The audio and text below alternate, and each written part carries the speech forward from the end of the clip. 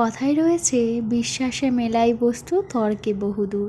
এটা কতজন বিশ্বাস করে সেটা আমার জানা নেই, তবে আমি প্রচণ্ডভাবে বিশ্বাস করি। আর এই যে ইনি হলেন আমার দিদির গুবলু, মানে আমাদের সবার আদরের গুবলু সোনা। আর আমি তো ওকে আদর করে গুবলাই বলেও ডাকি। ওর দিদি আমার গুবলি আর ও হলো গুবলাই। ও তো মাঝে মাঝেই ওর বাবা মা দিদির সঙ্গে মামার বাড়ি ঘুরতে আসে।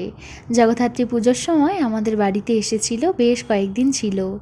ওর সেবা করার একদিন আমি সুযোগও পেয়েছি। আর আমার সব থেকে বড় পাওনা হলো, আমার বিয়ের সাক্ষী ছিল আমাদের গুবলাই। গোপাল যে সত্যিই জীবন্ত সে তো আমরা সবাই জানি, তবে আমার সাথে যে ঘটনাটা ঘটেছে সেটা আমি শেয়ার করি।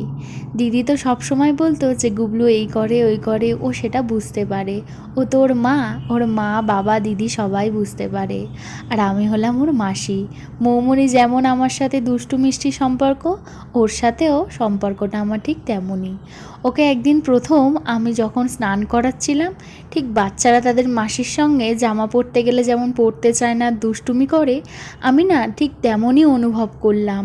সত্যি কথা বলতে, আমার এখনই যখন ভয়েস ওভারটা দিচ্ছি অনেক দিন পরে, আমার গাটা কাঁটা দিয়ে উঠছে। কে কতটা বিশ্বাস করে সেটা তো আমার জানা নেই, কিন্তু আমি যে মন প্রাণ দিয়ে বিশ্বাস করি সেটা আমি ভালোভাবেই জানি।